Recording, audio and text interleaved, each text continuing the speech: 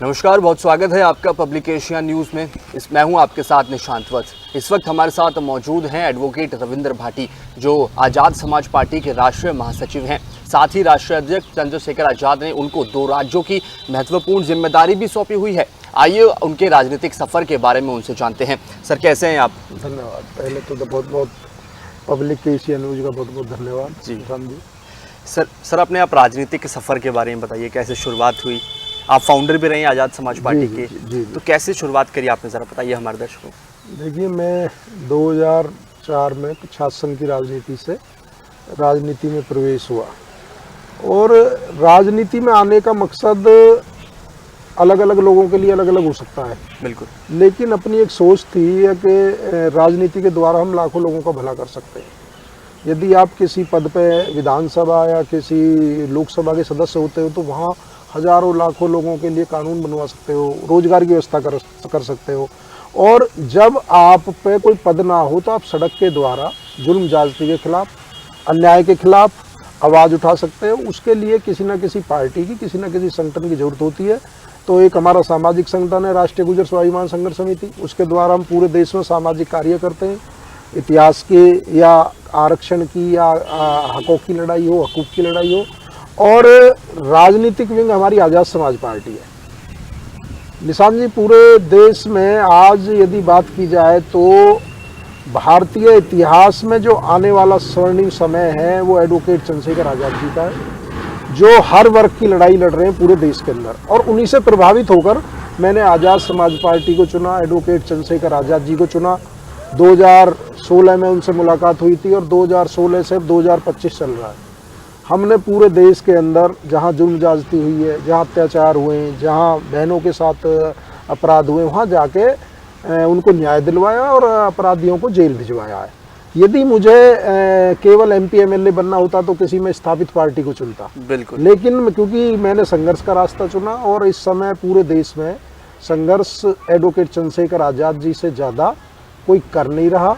और यदि हकीकत में बात की जाए तो भारतीय राजनीति का आने वाला कोहिनूर है एडवोकेट चंद्रशेखर आज़ाद। जब कोई राजनीति में आता है तो कोई ना कोई उसे फैमिली बैकग्राउंड में भी राजनीति से होता है, तो क्या आपके फैमिली बैकग्राउंड में राजनीति में कोई था? निशांत जी, मैं एक किसान परिवार से हूँ। माता हमारी एक कुशल गृहिणी थी और एक नॉर्मल किसान परिवार से हमारे पिता भी एक जॉब करते थे। हमारे परिवार से राजनीति का दूर दूर से कोई नाता, कोई संबंध नहीं रहा। और एक कहावत है ना, वो कब विरासत से तय नहीं होंगे सियासत के फैसले। बिल्कुल। अब उड़ान तय करेगी कि आसमान किसका है। तो जो धन्ना सेठों की राजनीति थी ना, जो पहले राजा का बेटा राजा बनेगा, विधायक का बेटा विधायक बनेगा, अब जो आने वाला समय जो काम करेगा, जो लोगों के बीच में रहेगा, लोगों की सुनेगा, काम करेगा, और वही अब आने वाली राजनीति में सफ़र कर सकता है। बिल्कुल ठीक बात है। जब आज़ाद समाज पार्टी के थोड़े बैकग्राउंड में चलते हैं, किस तरीके से इस पार्टी का गठन हुआ, क्या कुछ था, क्या उद्देश्य से ये पार्टी लाई गई है? देखिए, आज़ाद समाज पार्टी एक नाम नहीं है, एक विचारधारा है, एक सोच है जी। और आप इंसान को मार सकते हो लेकिन सोच को नहीं मार सकते। और एडवोकेट चंद्रशेखर आज़ाद जी ने पूरे देश के अंदर हजारों लाखों रोजगार युवा पैदा किए, एक सोच पैदा की है। चंद्रशेखर आज़ाद, हजारों चंद्रशेखर आज़ाद पैदा किए हैं जुल्म ज्यादती के खिलाफ लड़ने के लिए, अन्याय के खिलाफ लड़ने के लिए और अपने अधिकारों के लिए, अपने संविधान को किस तरह लागू कराया जाए उसके लिए उन्होंने एक सोच पैदा की है। और आज़ाद समाज पार्टी के साथ साथ एक व्यवस्था परिवर्तन की भी लड़ाई है, एक सामाजिक न्याय की लड़ाई है, एक महापुरुषों का सपना है। तो ये पार्टी धन्ना सेठों की राजनीति खत्म करके अच्छे लोगों को और जो ईमानदार लोग हैं, जो संघर्षशील लोग हैं, जो राजनीति में आगे कुछ करना चाहते हैं, उनके लिए बहुत अच्छा प्लेटफार्म है, बहुत अच्छा विकल्प है। जो अच्छे लोग हैं वो आज़ाद समाज पार्टी में आए और उसके द्वारा जनता की सेवा करें। ये पार्टी का गठन कब हुआ था?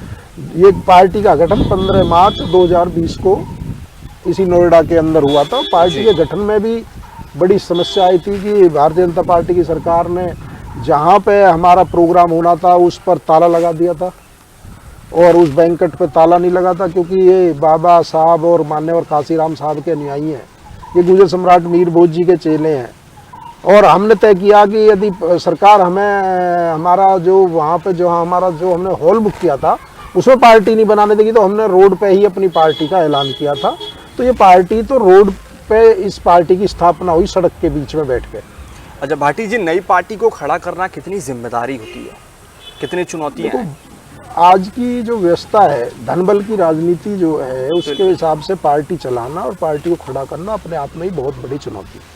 लेकिन मैं धन्यवाद देना चाहूँगा पूरे देश में करोड़ों आज़ाद समाज पार्टी भीम आर्मी के उन कार्यकर्ताओं को, उन मिशनरी युवाओं को, जिन्होंने अपने जो हिस्से की रोटी काट के आज़ाद समाज पार्टी को खड़ी करने में भूमिका निभाई।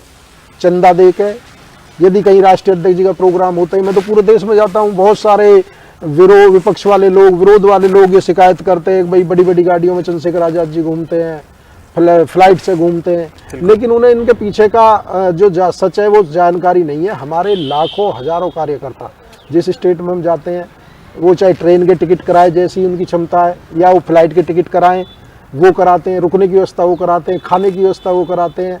तो हमें तो केवल पूरे देश में जाना होता है और उनके आंदोलन को, उस आवाज़ को बुलंद करना होता है। तो इसके लिए हमें पूरे देश के अंदर कहीं पे कोई अड़चन नहीं आती, केवल उन कार्यकर्ताओं की, उन लोगों की वजह से, जो पूरे बहुजन एक बड़ी आबादी है, जो देश के 85% भी ना कह सकते हो।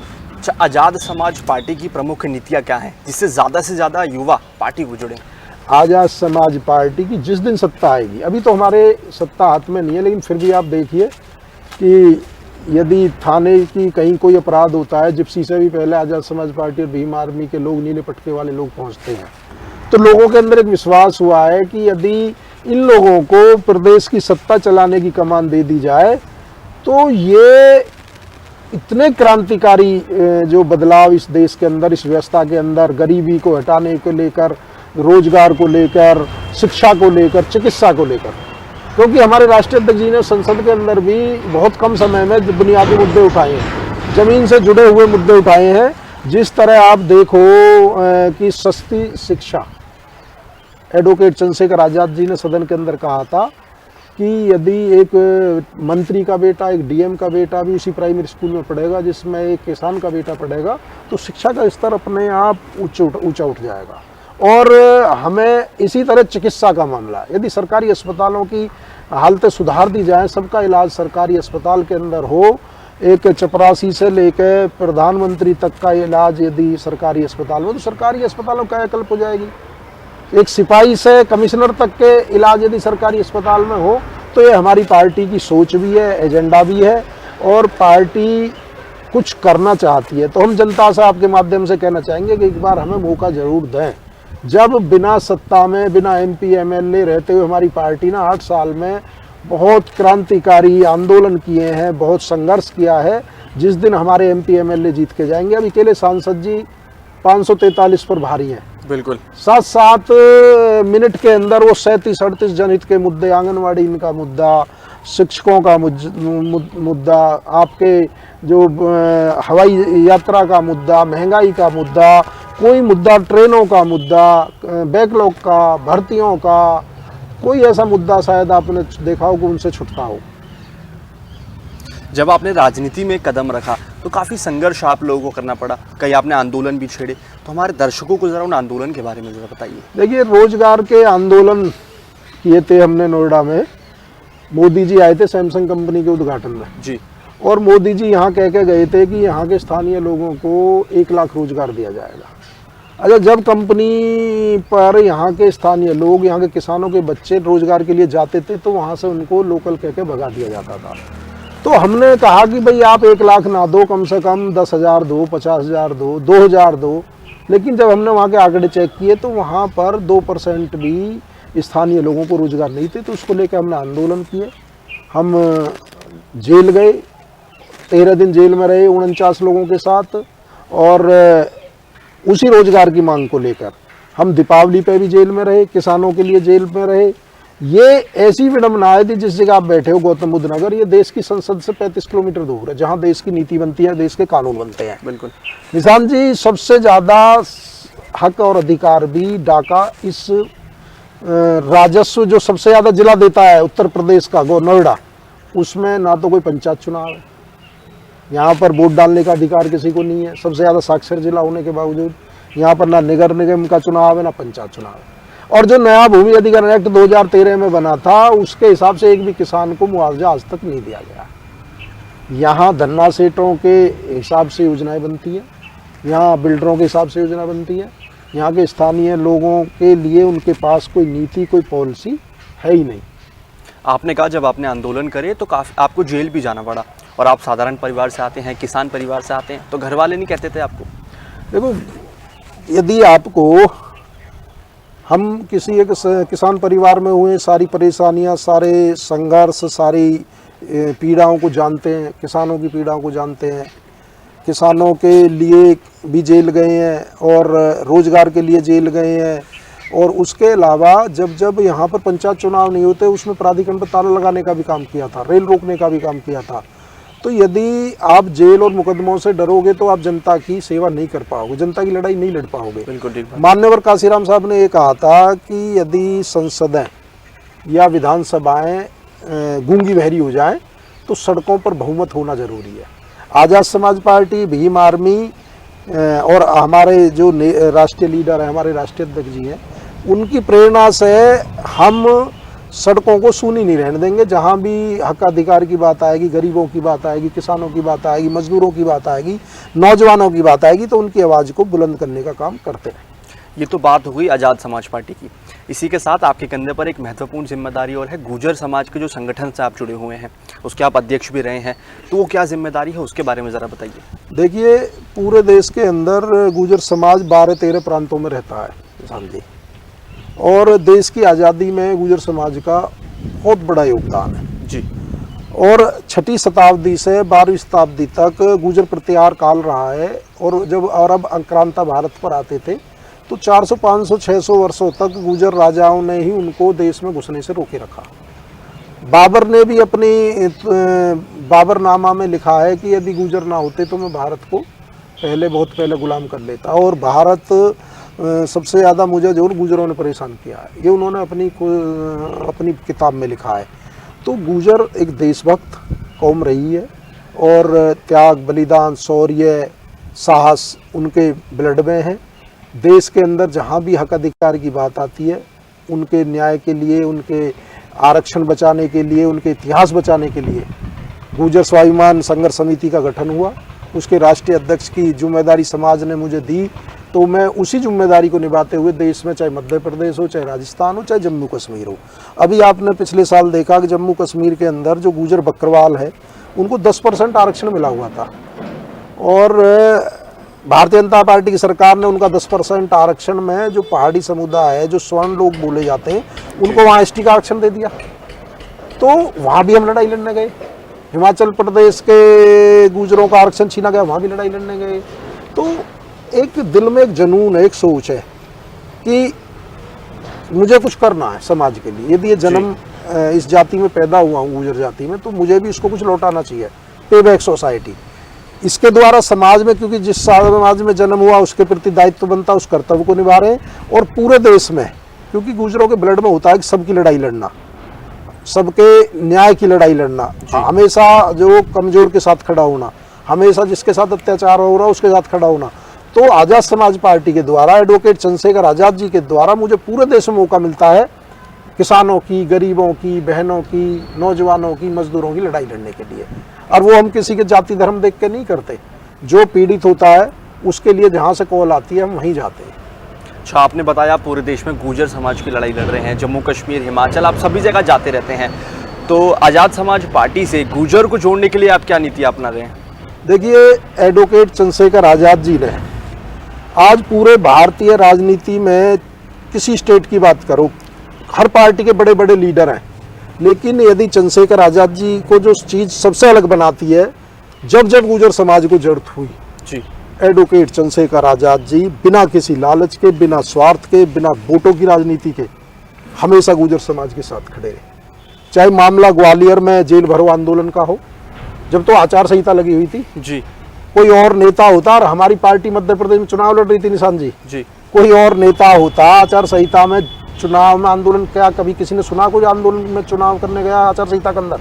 एडवोकेट चंद्रशेखर आजाद जी गुर्जर समाज के उस जो वहाँ पर बहुत बड़ा आंदोलन हुआ था गुर्जर सम्राट मीर भोज को लेकर जी, उसमें जेल भरो आंदोलन में मेरे साथ गए। जब सहारनपुर में गुर्जर गौरव यात्रा निकाली गई तो 2,500 गुर्जरों पर मुकदमा लगाने की बात कही, तो एडवोकेट चंद्रशेखर आजाद जी ने कहा कि सारे मुकदमे मेरे ऊपर लगा दो। संसद के अंदर यदि किसी गैर गुर्जर ने गुर्जर रेजिमेंट की मांग, भाई गुर्जर समाज के तो कोई भी नेता उठा सकते हैं गुर्जर रेजिमेंट की, मलूक नागर जी ने भी उठाई, बिल्कुल, लेकिन गैर गुर्जर यदि किसी जाति के नेता ने आवाज उठाई धन सिंह कोतवाल के लिए, गुर्जर रेजिमेंट के लिए, तो वो एडवोकेट चंद्रशेखर आजाद जी थे। उसके अलावा मीर भोज प्रकरण में जब अपनी सरकार तानाशाही से हमारे इतिहास को बदलने का काम कर रही थी, गुर्जर सम्राट मीर भोज को विवादित करने का प्रयास कर रही थी, उस समय भी एडवोकेट चंद्रशेखर आजाद जी पूरी मजबूती के साथ गुर्जर समाज के साथ खड़े। सुदीक्षा भाटी की हत्या हुई थी बुलंदशहर के अंदर और यहीं उनका गांव है नजदीकी, उनको न्याय दिलाने के लिए भी एडवोकेट चंद्रशेखर आजाद जी आए थे। अच्छा, मैं ये कह रहा हूँ कोई प्रकरण ऐसा नहीं होगा गुर्जर समाज का जब जरूरत पड़ी हो एडवोकेट चंद्रशेखर आजाद जी ने साथ नहीं दिया हो। तो हमारा समाज अब जागरूक भी है और सारी चीज़ों को समझता भी है, वो देख रहा है कि कौन राजनीतिक पार्टी या कौन नेता उनका साथ दे रहा है। तो एडवोकेट चंद्रशेखर आजाद जी की जो उनका हमारे समाज के प्रति लगाव है, हमारे महापुरुषों के प्रति लगाव है, आप देखिए गुर्जर सम्राट वीर भोज की तस्वीर आपको किसी पार्टी के बैनर में नहीं मिलेगी, आजाद समाज पार्टी के बैनर में मिलेगी। तो और क्या चाहिए? वो प्रतिनिधित्व भी आपको दे रहे हैं, राजनीतिक हिस्सेदारी भी दे रहे हैं, आपके इतिहास का सम्मान भी कर रहे हैं, आपके हक और अधिकार की लड़ाई भी लड़ रहे हैं। तो उनसे बढ़िया गुर्जर समाज को राजनीति में आगे बढ़ने के लिए और कौन चाहिए? तो आपका कहना है कि चंद्रशेखर आजाद का गुर्जर समाज से ज्यादा लगाव है? बिल्कुल, डेफिनेट। वो तो मैं ये कह रहा हूँ, वो तो कहते हैं इस बात को जी कि ये इतनी देशभक्त कौम, इन्होंने इतनी 1857 की क्रांति धन सिंह कोतवाल के नेतृत्व में 10 मई को शुरुआत हुई थी मेरठ से, और हजारों लोगों ने इसमें शहादत दी, हजारों लोग फांसी पे चढ़ गए। बुलंदशहर का काला आम उस चीज का गवाह जिसमें 72 गुर्जरों को फांसी दी गई। सोहना में, मेहरौली में 72 लोगों को फांसी दी गई। आपका गगौल गांव में मेरठ का पेड़ आज भी है जहां पर लटका कर 70-72 लोगों को फांसी दी गई। आपके दर्जनों गांव ऐसे हैं कि जहां 100 लोग देश की आज़ादी के लिए हंसते हंसते फंदे पे, इससे ज़्यादा उदाहरण आपको कहाँ मिल सकता है? गुर्जर बकरवाल है कश्मीर के अंदर, सेना के साथ लड़ता है, उसे तनख्वाह तो नहीं मिलती। तिरंगे का सम्मान सबसे ज़्यादा गुर्जर बकरवाल करते हैं। जिस दिन 370 लगी सबसे ज़्यादा खुशी गुर्जर बकरवालों ने मिठाई बांटी, और गुर्जर बकरवाल की महिलाएं भी भारतीय सेना की आंख नाक कान भरकर आतंकवादियों से लोहा लेती हैं। और यदि कश्मीर भारत का अभिन्न अंग है तो इसमें कोई अतिशयोक्ति नहीं है कि वो गुर्जर बकरवालों की वजह से है।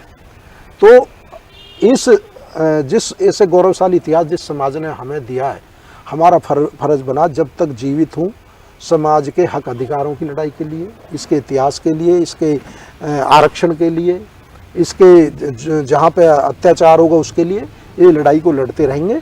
और मैं आपके माध्यम से ये भी कहना चाहता हूँ कि एडवोकेट चंद्रशेखर आजाद जी पूरे देश में एक इकलौते ऐसे नेता हैं उभरते हुए जी, जो डेली 24 घंटे बिना रुके, बिना थके, बिना डरे, बिना थमे अपने काम को, संघर्ष को जारी किए रखे हुए। मुझे याद है जब उन पर हमला हुआ था देवबंद के अंदर, तो उनको गोली लगी थी और हमारा 2 दिन बाद प्रोग्राम भरतपुर था, और वो एम्बुलेंस के द्वारा 800 किलोमीटर लेट के उस प्रोग्राम करने गए थे। कोई और नेता उनकी जगह होता तो 1-2 साल तक घर से नहीं निकलता, डर। देवबंद से भरतपुर राजस्थान में उस एम्बुलेंस में खुद गवाह था जी। लेट के गए थे। कई लोगों को जो वहाँ के लोगों ने प्रोग्राम रख रखा था, क्योंकि हमारे लोग किसान, खेती, रोज डेली कमाते हैं, डेली खाते हैं, दहाड़ी मजदूरी करते हैं। उन्होंने चंदा उगा के वो टेंट का प्रोग्राम, अपना माइक का प्रोग्राम किया था। उनका पैसा खराब ना जाए, उनका विश्वास खराब ना हो जाए कि हमारा नेता डर गया, तो वहाँ ब्लड निकल रहा था। लेकिन लेट के एम्बुलेंस में 700 किलोमीटर जाना और 700 आना, सहारनपुर टू भरतपुर और भरतपुर टू सहारनपुर। तो आप मुझे दूसरा कोई ऐसा नेता बता दो। अच्छा निजाम जी, एक और उदाहरण आपको बताता हूँ जी। जालौर के अंदर राजस्थान में इंदर मेघवाल की इस बात पर हत्या कर दी गई कि उसने मास्टर की जो घड़ा था उससे पानी पी लिया। जी, किस्सा बहुत वायरल हुआ था। उस मास्टर ने उसे पीट पीट के एक 5 साल के बच्चे को उसे इतने कान पे उसके पिटाई करी कि वो एक्सपायर हो गया। अच्छा, सब पार्टियों के नेता वहां गए शोक संतप्त करने परिवार को, लेकिन जैसे ही एडवोकेट चंद्रशेखर आजाद जी और हम वहां के लिए गए जी, तो हमें आपके वहां पर जोधपुर एयरपोर्ट पर रोक लिया दिया गया, डिटेन कर लिया गया। जी, और डिटेन करने के बाद एडवोकेट चंद्रशेखर आजाद जी को गाड़ियों में बैठा के पुलिस दिल्ली छोड़ के आई पूरी रात। अच्छा, हमको पता नहीं चलने दिया, हम वहीं डिटेन कर रखे थे। कहाँ ले गए राष्ट्रीय अध्यक्ष जी को? तो राष्ट्रीय अध्यक्ष जी सुबह 5:30 बजे दिल्ली पहुंचते हैं, क्योंकि उसके परिवार की इच्छा आती है कि हमें न्याय दिलाने के लिए एडवोकेट चंद्रशेखर आजाद जी यहाँ आए। रात को हमें संपर्क नहीं हुआ, सुबह हमने राष्ट्रीय अध्यक्ष संपर्क किया तो सुबह इनका फोन जब 5:30 बजे दिल्ली पुलिस इनको दिल्ली छोड़ा तो इन्होंने हमें कॉल बैक किया राष्ट्रीय अध्यक्ष जी। बोले भाटी जी कहाँ हो? मैंने कहा जी यहीं है। बोले ये तो मुझे रात को दिल्ली ये क्या नाम राजस्थान पुलिस पकड़ के यहाँ ले आई और उसके परिवार से हम कमिटमेंट करके आए हैं जी, और हमें उनके घर जाना है। तो मैंने कहा जी क्या करना? बोले मैं दोबारा आ रहा हूँ। पूरी रात ना सोए ना आराम किया और 6 बजे की फ्लाइट पकड़ के दोबारा जोधपुर पूरी रात सफर में रहे।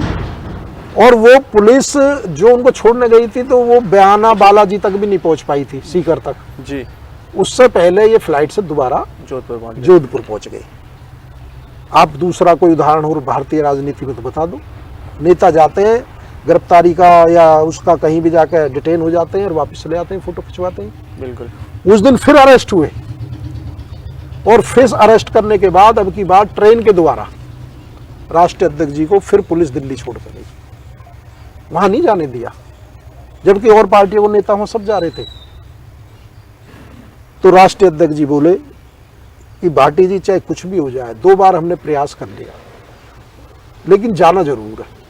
जब तक पीड़ित परिवार के पास नहीं जाएंगे, भाई को नरेंद्र मेघवाल को न्याय नहीं दिलाएंगे, तब तक रुकने वाले नहीं। और इस बार इस तरह जाएंगे कि प्रशासन की भी पकड़ में नहीं। 4 दिन बाद राष्ट्रीय अध्यक्ष जी ने हमको एक गाड़ी में बैठाया, गाड़ी राजस्थान की गाड़ी ली जी, दिल्ली की गाड़ी छोड़ी और उस गाड़ी में हम 1200-1300 किलोमीटर यात्रा करके सीधे रूट से गए ही नहीं।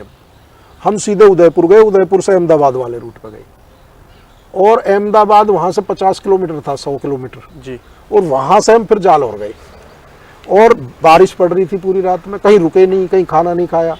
सुबह 6 बजे हम उनके घर पे पहुंच गए।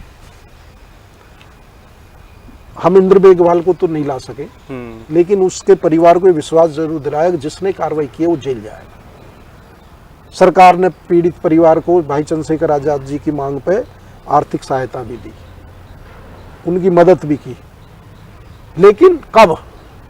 जब आप उनकी आवाज उठा पाए। ये तो डेली हजारों घटना होती है, कहीं मूंछ रखने पे, कहीं घोड़ी चढ़ने पे।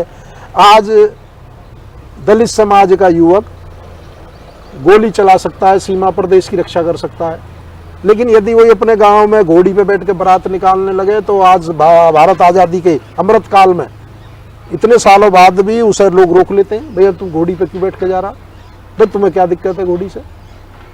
अभी आपने एक प्रकरण देखा होगा, बड़ा निशांत भाई प्रकरण चल रहा है रामजीलाल सुमन जी का जी। मोदी जी आपने देखा है, कहते हैं बस दलितों को नहीं मत मारो, मुझे मार लो। देश का प्रधानमंत्री सार्वजनिक मंच से कहता है मेरे दलितों को मत मारो, दलितों के पैर धोते हैं, दलितों के पैरों को सफा करते हैं, लेकिन सबसे ज्यादा घटनाएं दलितों के खिलाफ हो रही है। बिल्कुल। आज एक सांसद सुरक्षित नहीं है, जो लोकसभा का मेंबर है उसके घर पे हजारों लोग आके हमला कर देते हैं जी। मुख्यमंत्री जी उसी आगरा के अंदर 10 किलोमीटर की दूरी पर बैठे हैं। काहे की कानून व्यवस्था है? क्या लाइन ऑर्डर है? क्या एक सांसद क्योंकि दलित है इसलिए उसके घर पे आक्रमण कर दोगे? बयान क्या बीजेपी के नेता नहीं देते? कितने बड़े बड़े बयान, गोली मारो सालों को, देश के गद्दारों को, कोई आतंकवादी कहता है, कोई कुछ कहता है जी। कितने बड़े बड़े बीजेपी के, सबसे ज्यादा तो बयान बीजेपी के नेताओं के वायरल होते हैं, नफरत के, हिंदू मुस्लिम के। कभी किसी के घर पर आक्रमण हुआ है? क्योंकि रामजीलाल सुमन दलित जाति से आते हैं तो इनके लिए बहुत सॉफ्ट कॉर्नर है। लेकिन मैं कहना चाहता हूं आपके माध्यम से, देखो अभिव्यक्ति आज़ादी सबका है। उन्होंने एक इतिहास की बात कही, उन्होंने जो इतिहास में था केवल उस बात का संसद के अंदर अपने वक्तव्य रखा जी। लेकिन आप उनके घर पर हमला कर दोगे, उन पर पथराव कर दोगे, तो आज जो दलित है या पिछड़ा है या स्वर समाज में भी जो गरीब और कमजोर लोग हैं, कौन सुनवाई कर रहा है उनकी? कहाँ कार्रवाई हो रही है? तो मैं आपसे ये कहना चाहता हूं कि ये भारतीय जनता पार्टी है, इसकी कथनी और करनी में बहुत बड़ा अंतर है। महिला सशक्तिकरण की बात करते हैं, आप बता दो महिला सशक्तिकरण में आरएसएस एक इनका संगठन है, कोई महिला उसमें है पदाधिकारी है? कोई SC ST OBC का आदमी हो बता दो उसमें कोई अध्यक्ष रहा हो आज तक? कोई जाट गुर्जर यादव त्यागी कोई रहा हो तो बता दो, दलित रहा हो? क्यों जी? अब मुझे बता दो, आज आरएसएस का, मैं आपके चैनल से कह रहा हूं जी, देश की आज़ादी में इनका योगदान बता दो, किस लड़ाई में इन्होंने भाग लिया? 1925 में बनी थी, 1947 में देश आज़ाद हुआ, गोलमेलकर इनके अध्यक्ष थे। बता दो कौन से स्वतंत्रता संग्राम में जेल गए या उसमें देश के खिलाफ जो अंग्रेज लड़ाई लड़ रहे थे, अंग्रेजों का साथ देने का काम किया? यदि आप स्वतंत्रता संग्राम में नहीं और आप सबसे बड़े देशभक्त संगठन होने का नाटक करते हो, तो जो इस तरह का मामला है, नफरत की राजनीति नहीं चलनी चाहिए। काम विकास की बात होनी चाहिए, रोजगार की बात होनी चाहिए, शिक्षा की बात होनी चाहिए, चिकित्सा की बात होनी चाहिए, क्योंकि इन पे तो ये बात कर नहीं सकते, डिबेट नहीं कर सकते। तो ये हिंदू मुस्लिम ईद नमाज ये धर्म, जबकि मेरा ये मानना निशांत भाई, धर्म आदमी की व्यक्तिगत आस्था का विषय है, उसे राजनीति से नहीं जोड़ना चाहिए, उसे राजनीति से कॉकटेल नहीं करना चाहिए। ठीक बात। हमें संविधान भी धार्मिक आज़ादी देता है, सब अपने अपने धर्म मनाओ। भारत एक धर्मनिरपेक्ष देश है, सबको अपने अपने धर्मों को मनाने की आज़ादी है। तो इन्होंने क्या करा कि सारे जो मेरा ये मानना है, मेरी व्यक्तिगत राय है जी, कि सारे धर्म इंसानियत के लिए, चाहे हिंदू धर्म हो, इस्लाम धर्म हो, ईसाई धर्म हो, कोई सा सिख धर्म हो, सारे इंसानियत के लिए, इंसानी कैसे मानवता की भलाई की जाए। लेकिन इन्होंने, भारतीय जनता पार्टी की जब से सरकार आई है, इन्होंने इंसानों को धर्म के लिए कर दिया, कॉकटेल कर दिया धर्म और राजनीति का, दोनों अलग अलग विषय है। अच्छा, जैसे आपने बताया कि आप जोधपुर में वहाँ जाके डिटेन कर लिया गया, तो ये जो उत्पीड़न किया जाता है आपकी पार्टी के साथ, ऐसा क्यों किया जा रहा है, क्या कारण है? देखिए, ये देश की आज़ादी के 77-74 साल जो भी हुए हैं जी, इसके अंदर ज़्यादा चीज़ें तो बदली तो है नहीं। आप ये बताइए कि ये जो आरक्षण की व्यवस्था संविधान के द्वारा दी गई, तो क्यों दी गई थी? वो इसलिए दी गई थी, अब जो आर्थिक गैर बराबरी है या जो अति पिछड़े क्षेत्र हैं या जिनके रहने खाने की व्यवस्था सही नहीं है, जिनके रोजगार की रोटी कपड़ा मकान नहीं है, उनको मुख्य धारा में लाया जाए। जब आज देश की आज़ादी के इतने सालों बाद भी शमशान पे ये विवाद हो जाता है कि ये इस जाति का इस शमशान पे नहीं फूकेगा, या इस पे जो ये दलितों का शमशान अलग है, हिंदुओं का अलग है, गुजरों का अलग है, जाटों का अलग है, ये क्या कैसी बात कर रहे हैं? जब हम कोरोना के अंदर, महामारी के अंदर, हम निशांत भाई अस्पतालों में थे और जीवन मृत्यु के बीच जूझ रहे थे, किसी ने चेक किया कि ये किसका खून है, दलित का है या मुस्लिम का है? किसी को ब्लड की जरूरत पड़ी हो तो किसी ने चेक किया? पहले इसका ब्लड चेक करो, उसके बाद इसमें मैं तो नहीं लूँगा। आज कोई दुकानों पर नाम लिखवा रहा है कि ये नाम लिखा हुआ है किसकी है, कोई जाके रेस्टोरेंट में नाम पूछ रहा है। तो ये जो ना, देश इससे इसकी तरक्की रुकती है, देश इससे विकसित देश नहीं बन सकता। और देशों में देखो, यूरोप के देशों में देखो कि वहाँ पर सबसे ज़्यादा काम होता है शिक्षा पे होता है, चिकित्सा पे होता है। उन देशों ने तरक्की करी है जहाँ शिक्षा और चिकित्सा फ्री हो, क्योंकि मध्यम वर्गीय का 80% पैसा इसी चीज़ पर खर्च होता है। यहाँ तो आज किसी अस्पताल में चले जाओ, खेत प्लॉट बिक जाए। आज स्कूल में चले जाओ, आप महीने पे सोचो, महीने पे एक बार आपने फीस दे दी, कभी किसी इवेंट के नाम पे, कभी किसी ड्रेस के नाम पे, कभी किसी के नाम पे, महीने में कई बार आपकी जेब ढीली करते, कोई कहने सुनने वाला नहीं है। तो इन्होंने इनका बाजारीकरण कर दिया, जबकि देश को आगे बढ़ाने के लिए हमें देश के मुद्दों पे बात करनी पड़ेगी। देश के आगे कैसे बढ़े, युवा आगे कैसे बढ़े, रोजगार के अवसर कैसे पैदा हों, तो इन पे बात ना होके जिन पे बात नहीं होनी चाहिए उन पे बात ज्यादा हो रही है। धर्म पर धर्म पे बात हो रही है, धर्म अपनी व्यक्तिगत आस्था, जिसका जो मन करे मनाए। ठीक बात है। मुझे जो अच्छा लगे, मुझे किसी धर्म में मैं अपनी बात करूं, मुझे जिस धर्म में जो अच्छी चीज लगती है मैं उसे अपना लेता हूं, जो बुरी लगती है उनके लिए छोड़ देता हूं। और धर्म इंसानों के लिए, इंसानियत सबसे बड़ा धर्म है। अब धर्म में भी जातियों पर लड़ाई होने लगी है। देखो कुछ लोगों की राजनीति ही इस पर निर्भर है, यदि वो बांटेंगे नहीं तो राजनीति नहीं कर पाएंगे। नाम बदल रहे हैं, आपने देखा नया ट्रेंड चला है, बिल्कुल। इस रोड का नाम बदल दो, उस रोड का बदल दो। अरे तुम में दम है भारतीय जनता पार्टी के लोगों, तो नाम बदलो ना। जयपुर का नाम जय सिंह जी के नाम पे है। जय सिंह जी ने उनके वीर शिवाजी के खिलाफ लड़ाई लड़ी मुगल सेना की तरफ से, और उनके परिवार से आपने मुख्यमंत्री बना दी। आप देशभक्ति की बात करते हो? अरे ये देश जितना हिंदुओं का उतना मुसलमानों का भी है। जहां इतिहासकार बताते हैं 1857 के संग्राम में 1 लाख से 5 लाख मुस्लिमों ने हिंदुओं के साथ मिलकर अपनी जान की कुर्बानी दी थी। शहीद भगत सिंह का केस लड़ने वाले तो मुस्लिम थे, आसफ अली, और जो उनको फांसी दिलाने वाले वो कौन थे, चेक करके देखना। जिस जज ने, उनका नाम था सर आगा हैदर, उन्होंने फांसी की सजा सुनाने को मना कर दिया था, वो मुस्लिम थे। और बात करी जाए राणा सांगा, जिन पर विवाद हो रहा है, बिल्कुल देशभक्त थे, अच्छे योद्धा थे, इसमें कोई डाउट नहीं है। लेकिन ये भी सच्चाई है कि इब्राहिम लोदी को हराने के लिए उन्होंने बाबर को बुलाया, और उनके साथ लड़ने वाले हसन मेवाती थे, जो इब्राहिम लोदी से लड़े राणा सांगा के साथ, और फिर बाबर से लड़े हसन मेवाती थे। आप वीर शिवाजी के साथ आ जाओ, उनके तोपखाना के जो वो थे, वो सेनापति वो मुस्लिम थे जी। उनके जो गुप्तचर विभाग के सेनापति थे वो मुस्लिम थे। उनके 4 सेनापति मुस्लिम थे वीर शिवाजी के, जिन्होंने इतने लंबे समय मुगलों से लड़ाई लड़ी। और आप ये बात कीजिए महाराणा प्रताप की, उनके साथ 1000 अफगान सैनिकों को लेकर हकीम खान सूर लड़े, और उनके खिलाफ कौन लड़ा? मान सिंह, महाराणा प्रताप जी के खिलाफ। तो भारतीय जनता पार्टी के लोगों को नाम मान सिंह नाम से जो रोड है और जो किले वो नाम बदल देने चाहिए, यदि उनमें दम है, यदि देशभक्ति की भावना है। बात आप उनके साथ आ जाओ, क्या नाम है, शिवाजी के साथ मिलकर शिवाजी के खिलाफ कौन लड़े? जय सिंह, जिनके नाम पे जयपुर है। जय सिंह, उदयभान राठौड़ इनके खिलाफ लड़े, उनके आपने वंशज को मुख्यमंत्री बना दिया। पहले जयपुर का नाम आमेर की गद्दी थी जी। और राजा जय सिंह जो मुगल सेना के सेनापति थे, वो लड़े शिवाजी के खिलाफ। तो इसका कोई जो ना देश में ये जो बड़ा योगदान है वो सब लोगों का है। इस देश की वो राहत इंदौरी जी का एक शेर नहीं है कि सबका खून दफने यहाँ की मिट्टी में, किसी के बाप का हिंदुस्तान थोड़ी है। तो ये देश तो सबका है। यहाँ आज़ादी की लड़ाई में सबने, ये देश अशफाकुल्ला खा भी है।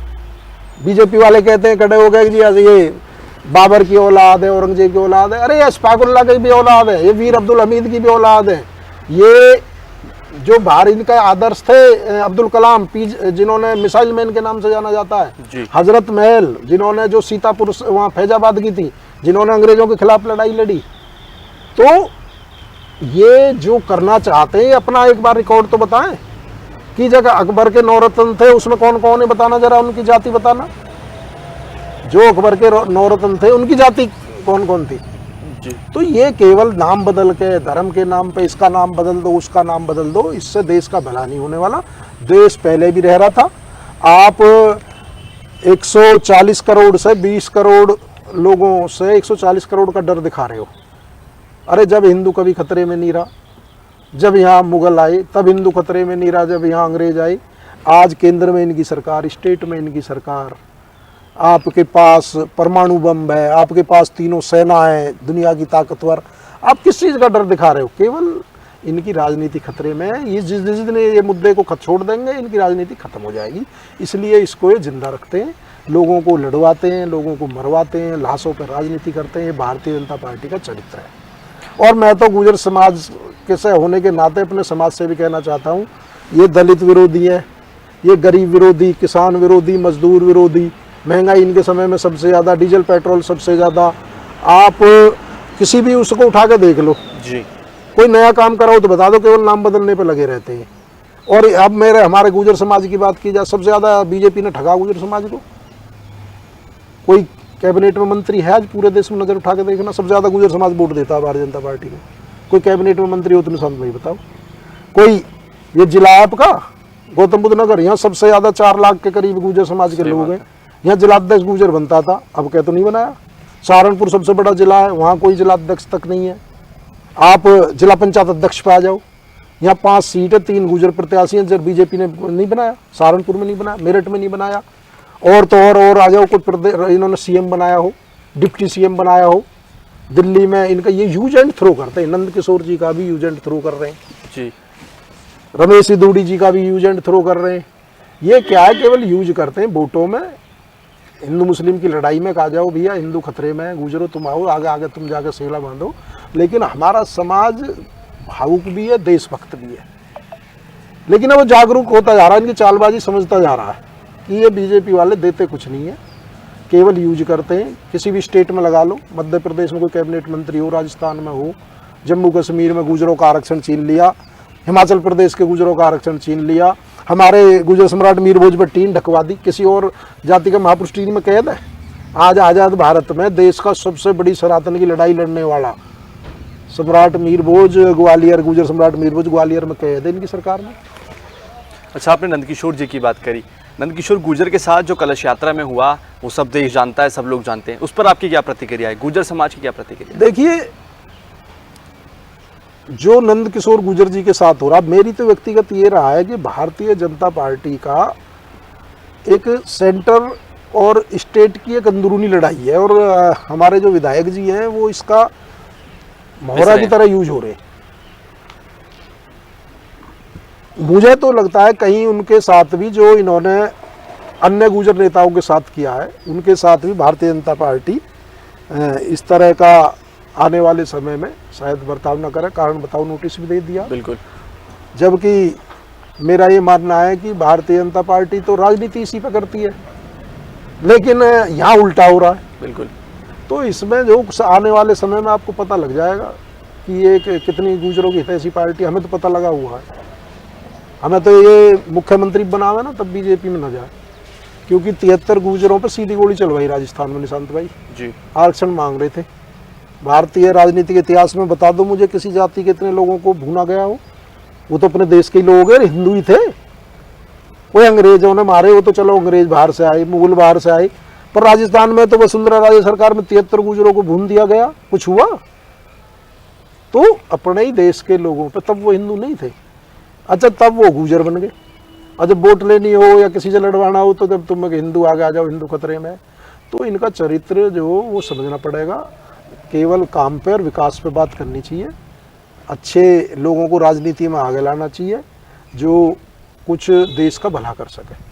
अच्छा, मैं ये इस प्रश्न पे आ रहा था आपसे कि रविंद्र भाटी उन्होंने एक नई पार्टी में जाने का क्यों सोचा? बल्कि भारतीय जनता पार्टी की लहर चल रही है और पार्टी भी है। देखिए, यदि मुझे एमपी एमएलए बनना होता तो मैं किसी स्थापित पार्टी में जाता, लेकिन वहाँ आप जो भारतीय जनता पार्टी की बात की जाए, मैंने आपको बता दिया जी कि वो यदि आज की डेट में सारी पार्टियों में सबसे ज़्यादा गुर्जरों की विरोधी है तो भारतीय जनता पार्टी है। और यदि आप किसी पार्टी में जाओगे तो वहाँ उसकी नीतियाँ आपको वहाँ उसके हिसाब से विचारधारा के साथ चलना पड़ेगा। क्योंकि एडवोकेट चंद्रशेखर आज़ाद जी की चाहे पार्टी के एमपी एमएलए ज़्यादा जीत के ना आए हों, वो भी अभी जीते इस बार लोकसभा चुनाव, नगीना सांसद बने, उससे पहले तो कोई एमपी एमएलए नहीं था। लेकिन जो उनमें जुनून, अपने लोगों के प्रति समर्पण, अपने लोगों को न्याय दिलाने के प्रति उनके लिए जो उनके दिल के अंदर आग है ना, या लोगों की मदद करने के लिए, काम करने के लिए, मुझे उनसे सबसे ज़्यादा प्रभावित उन्होंने किया। मुझे लगा कि आज देश में कोई बब्बर शेर है जो बिना डरे बिना थके इन सरकारों से, इन तानाशाहों से, इन हिटलरशाही से लड़ सकता है। तो क्योंकि अपनी अपनी पसंद की बात है, मेरा एमपी एमएलए बनना उद्देश्य नहीं था। मेरा समाज की सेवा करना, गरीबों की, कमज़ोरों की, किसानों की। और वो आज़ाद समाज पार्टी में एडवोकेट चंद्रशेखर आज़ाद जी के नेतृत्व में एक ऐसा भाई मिला है, एक ऐसा दोस्त मिला है, एक ऐसा नेता मिला है कि जो कभी भी किसी को अकेला नहीं छोड़ता। जब कहीं भी कोई परेशानी आफत आ जाती है तो हमेशा खड़ा हो जाता है। और पार्टियों में और नेताओं में वो दम नहीं है। लोग घरों से, इसी कमरों से बाहर नहीं निकलते। कार्यकर्ता कहीं पिटता रहे, आपके पदाधिकारी कहीं मुकदमे लगते रहे। तो एक बब्बर शेर के साथ हूँ और ये बड़ा गर्व और फ़ख्र की अनुभूति होती है कि उनके साथ मिलकर इस लड़ाई को, गैर बराबरी की लड़ाई को, सामाजिक न्याय की लड़ाई को, इस इंसानियत वाली लड़ाई को, इसको पूरे देश में लड़ते रहेंगे। और आने वाला दौर आज़ाद समाज पार्टी का है, आप देख लेना। और अच्छे लोगों के लिए एक विकल्प भी है, प्लेटफार्म भी है कि आप इसमें आएँ। इसमें हम ये सिद्ध करेंगे कि अब धन्य सेठों की राजनीति ख़त्म करके अच्छे लोगों को मौका मिले, राज्यसभा में अच्छे लोग जाएं, MLC अच्छे लोग बने। यदि मेरा ये मानना है, यदि एक किसान गरीब का बेटा ऐसी जगह जाएगा जिसने हर पीड़ा को, हर संघर्ष को देखा हो, और वो बिना पैसा खर्च करे जाएगा, तो कुछ ना कुछ समाज के काम आएगा, लोगों के काम आएगा, जनता के काम आएगा। और राजेश पायलट जी जो हमारे गुर्जर समाज के बड़े नेता रहे हैं, उनकी 2 लाइनें भी मैं आपको बताऊं, वो मुझे बड़ी प्रभावित करती हैं जी। कि जब किसान, मजदूर, गरीब का बेटा उन सीटों पर बैठेगा जहां पर देश की पॉलिसियां बनती है, नीतियां बनती है, तो इस देश की तरक्की को कोई नहीं रोक सकता। तो उनकी 2 लाइनें मैं अपने आप में आत्मसात भी करता हूं कि हमेशा अच्छे लोगों को, जिन लोगों को कुछ काम करने की लगे, उनको जाना चाहिए। अब केवल राजनीति में जो व्यवसायीकरण हो रहा है ना, कि धन पैसे वाले आते हैं, टिकट ले लेते हैं पैसे से, फिर वे चुनाव लड़ते हैं, फिर वो पैसे कमाते हैं, फिर अगली बार पैसे से टिकट ले लेते हैं। तो उनका जनता से, जनता की समस्याओं से, काम से, संघर्ष से कोई नुका वास्ता मतलब नहीं होता है निशांत भाई। अच्छा, बसपा को लेकर आपका क्या रुख है? देखिए, बसपा को लेकर, बसपा मैं तो मानता हूं कि पास्ट हो चुकी है।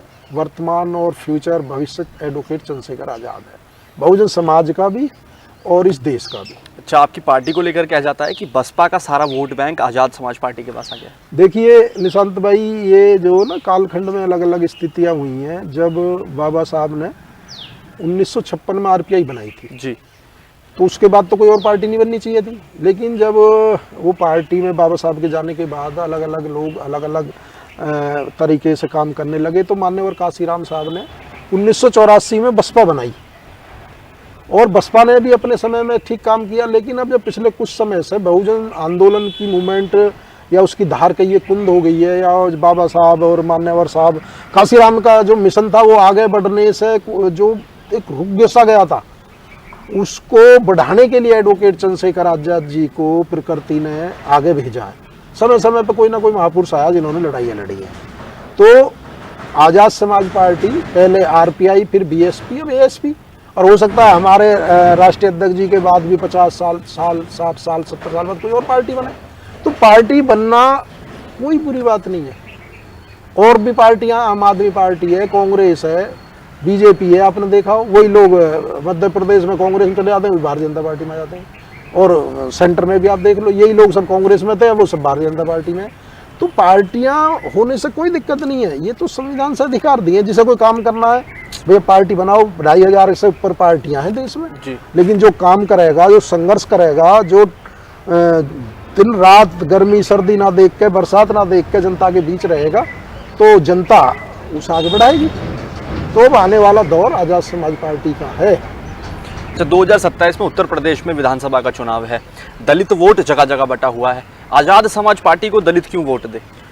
देखिए, आज दलित से यदि कोई घटना हो जाती है तो सबसे पहले याद करता है भीम आर्मी को, आज़ाद समाज पार्टी को, भाई चंद्रशेखर आज़ाद को। देश के किसी कोने में जहां हमने चुनाव भी नहीं लड़े, वहां पे भी, चाहे हमारे दक्षिण के राज्य हो, चाहे केरल हो, कर्नाटक हो, आपका हैदराबाद हो, हर जगह केवल काम के दम पे पहचान बनाई है। मैं धन्यवाद देना चाहूँगा आज़ाद समाज पार्टी, भीम आर्मी के कार्यकर्ताओं को और अपने राष्ट्रीय अध्यक्ष जी को, जिन्होंने संघर्ष के दम पे एक जनता में विश्वास बनाई। यदि पुलिस तुम्हारी सुनवाई नहीं कर रही, यदि सरकार तानाशाही कर रही है, तो आज़ाद समाज पार्टी को बुलाओ, एडवोकेट चंद्रशेखर आज़ाद जी को बुलाओ, तो तुरंत FIR होगी, तुरंत अपराधी की गिरफ्तारी होगी। तो ये विश्वास जो जनता में पैदा हुआ है, जो नगीना में लोगों ने, जनता ने जो विश्वास देकर राष्ट्रीय अध्यक्ष जी को लोकसभा में भेजने का काम किया, आने वाले समय में आप देख लेना। और आपने उपचुनाव में देखा भी होगा कि लोगों ने बसपा को 1000 वोट, 500 वोट दिए। मीरापुर का चुनाव उठाओ, कुंदरकी का उठाओ, उपचुनाव, जहां हमें 24,000 एक जगह मिली है और एक जगह हमें 15,000 वोट मिली हैं। आप राजस्थान के हमारे देखो, हम 3 सीटों पे दूसरे नंबर पर रहे हैं, हम कम से कम 15 सीटों पर तीसरे नंबर पर रहे हैं, कहीं 50,000, कहीं 40,000, कहीं 48,000 वोट लेकर। तो बहुजन समाज किस तरफ जा रहा है। उन्होंने देख लिया कि हमारी लड़ाई एडवोकेट चंद्रशेखर आजाद जी लड़ते हैं और हम आने वाले में उन्हीं को मजबूत करेंगे, और ये करना भी चाहिए। मेरा ये मानना है कि बाबा साहब और मान्यवर साहब काशीराम साहब का असली वारिस इस देश के अंदर है तो एडवोकेट चंद्रशेखर आजाद है। बाई बर्थ नहीं, मतलब ब्लड से नहीं, कर्म से। क्योंकि हमेशा आपने देखा बाबा साहब का और काशीराम साहब का भी कोई ब्लड रिलेशन तो था नहीं। उन्होंने महापुरुषों के सपने को आगे बढ़ाया। काशीराम साहब के बाद उन्होंने कमान बहन जी को दे दी। अब आप ये देखो एडवोकेट चंद्रशेखर आजाद जी को बहुजन समाज तो बहुत जागरूक और बहुत समझदार समाज है। ये पहले ही पहचान लेता 10-15 साल पहले कि आगे 50 साल हमारे समाज की लड़ाई कौन लड़ेगा। तो उन्होंने पहले ही पहचान लिया कि एडवोकेट चंद्रशेखर आजाद ही वही हीरा है, वो कोई नूर है जो आपको सम्मान से जीना सिखा सकता है, अच्छे कपड़े पहनने सिखा सकता है, आपको राजनीतिक हिस्सेदारी दे सकता है, आपको सामाजिक पहचान दिला सकता है। तो उसमें पूरे देश में देखो ना कहीं बस भेजनी पड़ती जहाँ चंद्रशेखर आजाद जी जाते हैं, ना रैलियों में बीजेपी को इनको बस लगानी पड़ती हैं, पैसे देने पड़ते हैं कार्यकर्ता को। हमारे कार्यकर्ता अपने उसमें से अपनी दाढ़ी में से पैसे काट के अपने पैसे से आते हैं, साइकिल से आते हैं, पैदल आते हैं, ट्रेन से आते हैं, बसों से आते हैं, लेकिन देखो 20-20, 50-50 हज़ार की भीड़ होती है। तो ये तो जनता ने तय कर लिया। ये तो आप 27 में देखना कि यूपी के अंदर आज़ाद समाज पार्टी के एडवोकेट चंद्रशेखर आजाद जी के सिपाहियों के बिना किसी की सरकार नहीं बनेगी। जिन लोगों ने पहले गलती की उनको भी एक नई चीज़ ये सीख लेनी पड़ेगी। यदि ये 2022 में ऐसा ना करते तो बीजेपी सरकार उत्तर प्रदेश में नहीं होती। और 2027 के अंदर हम अपने काम के दम पे बात कह रहे हैं, ये बड़बोलापन नहीं है जी। हम इतना काम मेहनत सड़क पे करते हैं और आने वाले समय में करेंगे। सबसे ज़्यादा जिला पंचायत सदस्य मैं पश्चिम उत्तर प्रदेश राष्ट्रीय अध्यक्ष जी ने कहा कि पश्चिम उत्तर प्रदेश देखो 2027 तक, तो सबसे ज़्यादा निशानदेही जिला पंचायत सदस्य आजाद समाज पार्टी जीत के आएंगे। आज मेरी बात को आप नोट कर लेना। इसी साल चुनाव हो रहा है जी 2026 में। तो यहाँ जहाँ आपका नेता ऐसा हो जो उदाहरण पेश करता हो, तो फिर कार्यकर्ताओं का भी मनोबल और उनकी ऊर्जा और उनकी एनर्जी भी एक अलग ही लेवल पर होती है। अच्छा, आपने कहा आज़ाद समाज पार्टी में गरीब आदमी की लड़ाई लड़ी जाती है, किसी के एफआईआर दर्ज नहीं हो रही, तो आपसे तो संपर्क कैसे करे? गरीब मजदूर है, उसके कहीं एफआईआर दर्ज नहीं हो रही, आपके लोगों से कैसे संपर्क करें? सोशल मीडिया का जमाना है जी। लोग वीडियो बना के डाल देते हैं कि मेरी वीडियो चंद्रशेखर भाई तक पहुंचाओ जी, या आज़ाद समाज पार्टी तक वायरल हो जाते हैं या वीडियो पर डाल देते हैं। हमारे कार्यकर्ता हर जिले में, अच्छा, गांव तक है, हर स्टेट में। तो वो तो बहुत आसान है आज की डेट में। तो पहले बहुत मुश्किल था अपनी बात पहुंचाना। जी जी। आज की डेट में तो कोई भी सोशल मीडिया पे वीडियो बना के डाल दे कि ये घटना हुई है, इस पर संज्ञान नहीं लेगी पुलिस। तो आपकी टीम काम करती है? बिल्कुल करती है। 2027 में विधानसभा चुनाव आज़ाद समाज पार्टी अपने दम पर लड़ेगी? आज़ाद समाज पार्टी एक लोकतांत्रिक पार्टी है, कोर कमेटी है, मैं भी कोर कमेटी का हिस्सा हूँ और हमारे सारे निर्णय कोर कमेटी की बैठकों में लिए जाते हैं। ये अभी हम अपने जो ना जनता की मुद्दों को लेकर, उनकी बातों को लेकर सड़क पर मेहनत कर रहे हैं, संगठन को गांव तक पहुंचा रहे हैं, बूथ कमेटी को बना रहे हैं। वो जैसे राष्ट्रीय टीम, अपनी कोर कमेटी की टीम, राष्ट्रीय अध्यक्ष जी बैठ कर डिस्कशन करेंगे, वो निर्णय चुनाव के पास लिया जाएगा। लेकिन अभी हमारी तैयारी पूरे अपने दम पे कि हम सबसे पहले संगठन को जमीनी स्तर तक हो जाए और जिस जिले में जनता के जो मुद्दे हैं उनको लेकर हम सरकार को घेरने का काम। अच्छा रविंद्र भाटी जी, आप लोग दलित समाज की लड़ाई लड़ते आ रहे हैं, लेकिन अभी भी काफ़ी ज़्यादा उत्पीड़न हो रहा है, अभी हम बात कर रहे थे, तो उस पर रोकथाम कैसे लगाया जाए? आज़ाद समाज पार्टी क्या काम कर रही है उस पर? देखिए, जिसके पास सरकार का बल नहीं होता उसकी समस्याओं का हल नहीं होता, ये हमारे महापुरुष कह के गए थे। और अभी हम बिना सरकार में हिस्सेदारी के ज़मीन पर लड़ाई लड़ रहे हैं जी। इसके लिए सत्ता में भागीदारी होनी बहुत ज़रूरी है। जब आपके लोग आपके सत्ता में शामिल होंगे तो आपकी बात सुनी जाएगी। सत्ता वालों के साथ कोई अत्याचार नहीं होता, जुल्म ज्यादती नहीं होती। तो उसका सबसे बढ़िया तो यह है कि बहुजन समाज को उत्तर प्रदेश का हुक्मरान बनाया जाए, यदि उत्तर प्रदेश की बात कर रहे हैं।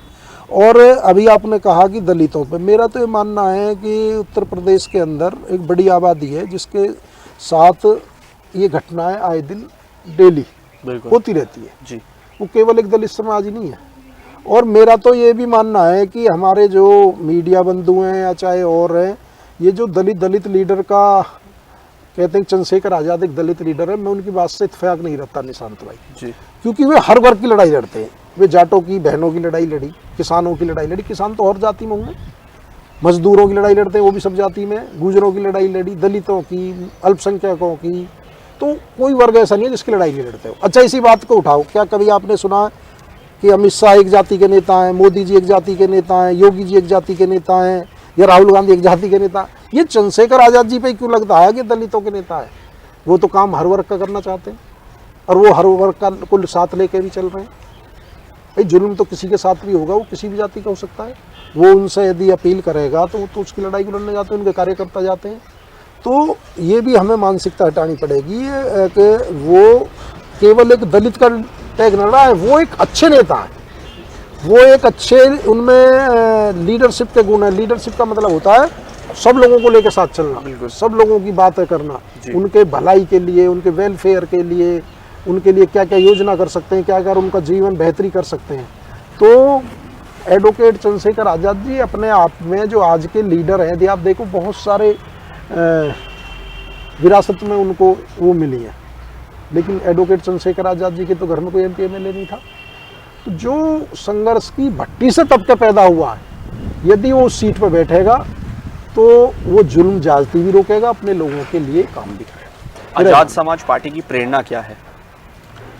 आज़ाद समाज पार्टी का जो विजन है वो पहले तो महापुरुषों का जो रुका हुआ सपना है उसे पूरा करना है। जो देश में लंबे समय से एक हक अधिकारों की, उनके समानता की, आपवाद की, जो समतामूलक समाज की स्थापना का उद्देश्य था उसको पूरा करना है। और आज़ाद समाज पार्टी पूरे देश के अंदर गरीबों के लिए, किसानों के, उनके जीवन को उठाकर मुख्य धारा में लाके इस देश में विकसित देश की तरफ कैसे देश बने उस पर काम करना चाहती है। और जो काम और पार्टियों ने नहीं किए या जो अधूरे रह गए थे उन कामों को पूरा करना चाहती है। आज़ाद समाज पार्टी का भविष्य किस तरफ है? ये तो देखो जनता जनार्दन है, जनता तय करेगी। हमारा काम है संघर्ष करना, डेली संघर्ष करते हैं, सुबह उठते हैं, कभी ये नहीं सोचते आज़ाद समाज पार्टी के कार्यकर्ता या हमारे राष्ट्रीय अध्यक्ष जी या हमारी टीम कि आज संडे, आज रेस्ट कर लें, या 24 घंटे में से हम 12 घंटे नौकरी करेंगे, 12 घंटे रेस्ट करेंगे। रात को 12 बजे भी कॉल आती है तो 12 बजे ही जाते हैं। समझने को तो एक तपस्या, ना समझने को तो जो लोग सोचते हैं कि इसमें राजनीति में केवल पैसा कमाने के लिए आते हैं या सीट पर बैठने के लिए आते हैं या राजा बनने के लिए आते हैं, तो उसके विपरीत आज़ाद समाज पार्टी की सोच है। आज़ाद समाज पार्टी इसको एक चैलेंज के तौर पे लेती है कि आपको 24 घंटे की ड्यूटी है, आपको कोई रेस्ट नहीं। आप ये नहीं कह सकते कि अब मैं अभी आया हूँ 1 घंटे पहले और मुझे नींद लग गई और मैं थका हुआ हूँ। हमारे पास कोई बहाना नहीं है। जो हमारे राष्ट्रीय अध्यक्ष जी नहीं थकते ना रुकते हैं तो हम कैसे रुक सकते हैं। उनसे प्रेरणा लेकर एक जुनून और एक ऊर्जा जरूर मिलती है कि उनको देखते हैं कि यार आज तो महाराष्ट्र थे, कल मध्य प्रदेश है, परसों दिल्ली में, परसों उत्तर प्रदेश के सीतापुर में है। हजारों किलोमीटर का गाड़ी से सफ़र करते हैं। पहले तो ट्रेनों में भी रिजर्वेशन नहीं होता था, उनसे भी हम जाते थे। अच्छा, तो बड़ा लंबा संघर्ष है, लेकिन वो मजबूत बनाता है। वो हमारी जो कमज़ोर कड़ी नहीं है, वो हमारी मजबूत कड़ी है। जितना संघर्ष हमने एडवोकेट चंद्रशेखर आज़ाद जी के नेतृत्व में किया है, इतना संघर्ष करके आदमी तप जाता है। फिर उसे और तो हल्के फुल्के जो संघर्ष वो बड़े छोटे लगते हैं। अच्छा, आज़ाद समाज पार्टी से किसी को चुनाव लड़ना हो तो ये ज़रूरी नहीं है कि उसके पास ज़्यादा पैसे हों। बिल्कुल, हाँ, लेकिन ये जरूर है कि वो योग्य हो, ईमानदार हो, कर्मठ हो, संघर्षशील हो, जुझारू हो। ये काबिलियत होनी जरूरी है। पैसा की काबिलियत मायने नहीं रखती। और ये पार्टी का निर्माण इसलिए हुआ है क्योंकि अच्छे लोग धनबल की वजह से राजनीति में पीछे हटते जा रहे हैं और धन्ना सेठ राजनीति में बढ़ते जा रहे हैं। अच्छा, धन्ना सेठों का व्यापार होता है, वो किसी मुद्दे पर खुलकर नहीं बोल सकते, 2 मिनट में उनके खिलाफ कार्रवाई हो जाती है। और जिसके पास कुछ नहीं हो उसे ईडी और CID, ED, इनकम टैक्स क्या करेंगे उसका? जिन्होंने ईमानदार से काम किया, कर लो, क्या करोगे? तो ये भारतीय राजनीति के लिए अच्छा है कि इसमें अच्छे लोग आगे आएँ और अच्छे लोग आए भी हैं। एडवोकेट चंद्रशेखर आज़ाद जी उन लाखों करोड़ों लोगों के लिए प्रेरणा है कि आप समाज में आके, इसमें राजनीति में आके समाज की सेवा कर सकते हैं। अच्छा, रविंद्र भाटी जब राष्ट्रीय महासचिव हैं, तो जब आप लोग टिकट देते हैं किसी कार्यकर्ता को, तो क्या किस बेस पे देते हैं, क्या क्या चीज़ें देखते हैं? देखिए, जब आपको प्रत्याशियों के टिकट होते हैं उस सीट की परिस्थिति के ऊपर है जी, बहुत सारी चीज़ें उसमें कंसीडर होती हैं। एक चीज़ से केवल ये नहीं देखा जाता कि किसी को एक चीज़ देख के टिकट दे दिया। पहले तो वो इस योग्य होना चाहिए, पढ़ा लिखा हो, शिक्षित हो, कि वो जनता की सेवा कर सके, ईमानदार हो, संघर्षशील हो, और ये भी उसमें देखा जाता है कि वो जीतने की उसमें क्षमता है या नहीं है। क्योंकि जिताऊ कैंडिडेट यदि आप नहीं लड़ाओगे तो कैसे आपके लोग सदन में पहुंचेंगे, कैसे लोगों की आवाज़ उठाएंगे? जब तक आप सदन में नहीं पहुंचोगे, जब पहले हम सड़कों से लड़ते थे तो कितना मीडिया दिखाता था। आज राष्ट्रीय अध्यक्ष जी लोकसभा के अंदर खड़े होकर मुद्दे उठाते हैं तो दिखाने पड़ते हैं मीडिया को। पूरा देश देखता है कि हमारी सोच क्या है, हमारी जो क्या हमारे मन में क्या हम करेंगे, तो इसका बड़ा रोल है। अच्छा, आपकी पार्टी को दलित पार्टी से जोड़ दे, जैसे आपने अभी बताया, कहा जाता है कि आज़ाद समाज पार्टी सिर्फ दलितों के लिए लड़ती है, लेकिन आप लोग सब वर्ग की लड़ाई लड़ रहे हैं। क्या कहेंगे इस पर? ऐसा क्यों आपको जोड़ दिया गया दलित पार्टी से सिर्फ? ये तो जो ना इस देश की व्यवस्था है, जिन लोगों का बहुत लंबे समय से कब्जा रहा है वो इस तरह के वो चलाते हैं जी। लेकिन एडवोकेट चंद्रशेखर आज़ाद जी सब वर्गों की लड़ाई लड़ते हैं। आज़ाद समाज पार्टी सब वर्गों की लड़ाई लड़ती है, सबका सम्मान करती है, और जो लोग इंसानियतवादी लोग हैं, मानवतावादी लोग हैं, चाहे वो किसी जाति के हो, सबका आज़ाद समाज पार्टी में स्वागत है। लेकिन जो जातिवादी लोग हैं, जो अत्याचारी लोग हैं, उनके लिए हमारे रास्ते बंद हैं। आज़ाद समाज पार्टी में किसी जाति की लड़ाई नहीं है, कोई जाति की पार्टी नहीं है? नहीं, किसी जाति की नहीं है। कोई पार्टी एक जाति से चलती भी नहीं है। सही बात है। जो सबका साथ लेकर, सबको साथ लेकर चलना पड़ता है, और ये जातिवाद खत्म करना ही तो, यदि देश को विकसित की राह में ले जाना। आप देखो विदेशों में कहाँ जातिवाद है, यूरोप के देश इतने आगे गए, विकसित देश बने, कहाँ जातिवाद है वहाँ? ये सब जो ना, ये कुछ पार्टियां उनके अपने एजेंडे में है कि यदि वो इस मुद्दे से बाहर निकलेंगी तो शायद वो सत्ता से बाहर हो जाएंगी, इसलिए हमारे देश में ये अभी है। एक जो आपके राष्ट्रीय अध्यक्ष हैं चंद्रशेखर आज़ाद, उनको सोशल मीडिया पे एक नाम दे दिया गया राउडी, ऐसा क्यों कर दिया गया है? रावड़ी या रावण? रावण। ये भी मीडिया का दिया हुआ जी। उनका नाम उनके आधार कार्ड में देखो एडवोकेट चंद्रशेखर आज़ाद है जी। तो ये भी मीडिया ने टीवी पे चला के नाम दिया हुआ। उनका पर्सनल तो कोई रखेगा नहीं नाम। सही बात है। उनके एक भाई का नाम भगत सिंह है, अच्छा, एक का जुगल किशोर है। उनके पिताजी ने, जो हमारे देश के क्रांतिकारी थे, आदरणीय बाबूजी श्री स्वर्गीय गोवर्धन जी, जो चंद्रशेखर आज़ाद जी के पिताजी हैं, उन्होंने बड़े सोच समझ के अपने देश के क्रांतिकारियों से प्रभावित होकर अपने बेटों के नाम रखे। एक का भगत सिंह रखा, एक का चंद्रशेखर आज़ाद रखा। रविंद्र भाटी का राजनीति में रोल मॉडल कौन है? Advocate Chandrashekhar Azad, no doubt. यदि एडवोकेट चंद्रशेखर आज़ाद जी मेरे आदर्श या मेरे रोल मॉडल ना होते तो मैं शायद राजनीति में नहीं होता।